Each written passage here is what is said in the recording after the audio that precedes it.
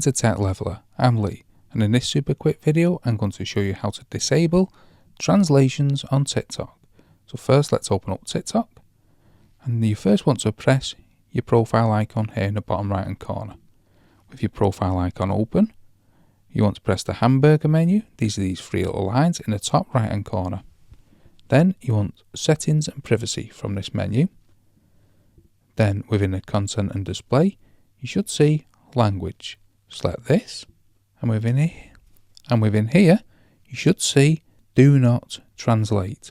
Not everywhere in the world has it. However, you can see mine just has translation language. Some will have do not translate, which you'll go into it and then tap it off. But you can see here always show translation in mine, and it's currently toggled off, so my translations will be disabled. However, if you want them on, just tap it like that. Some, depending on where you are in the world, will have a separate tab. You'll have to go into it and just say don't translate. You can see I'm in the UK, so mine's just got this single tab here. However, that's where to find how to disable the translations on TikTok. Hope you found that video helpful. If you did, smash the like, smash the subscribe, and thanks for watching.